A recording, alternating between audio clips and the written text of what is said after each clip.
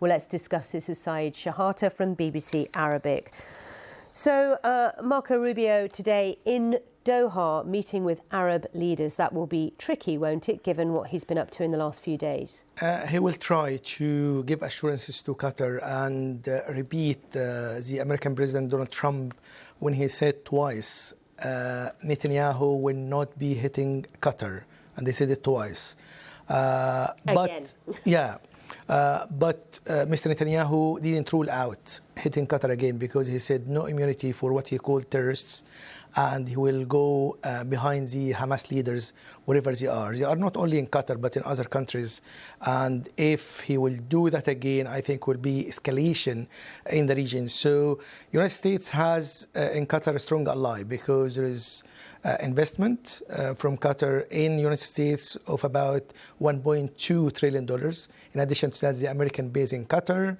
So there is a strong relationship.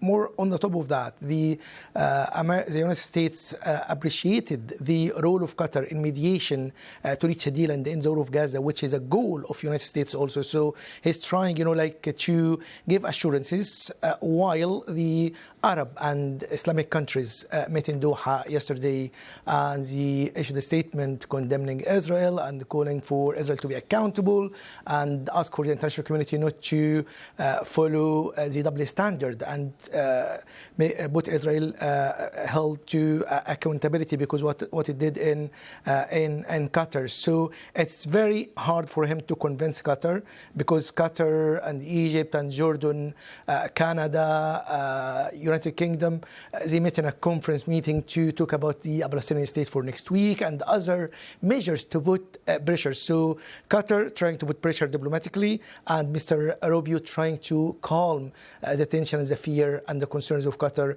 regarding any future or potential strikes by Israel against Qatar. Okay. Talk us through what's going on in Gaza City. We're hearing there's a lot of explosions overnight. Israeli forces continued its bombardment and the strikes in Gaza City. It's reported now there is 320,000 people fled from Gaza City to the south. There is about 1 million people living in Gaza.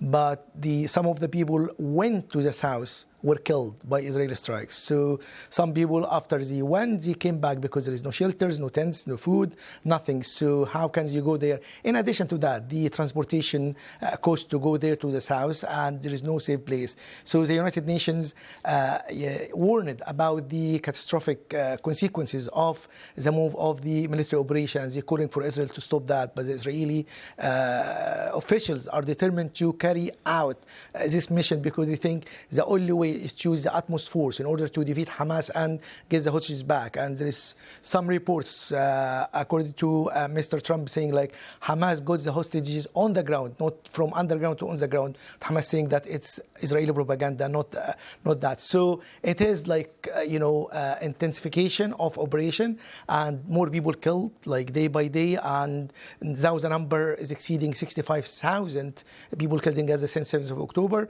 But Francesca Albanese, the UN Special Rapporteur on Human Rights in the occupied Palestinian territory, said this number could be 10 times more. So this shows the catastrophe and the misery of people in Gaza.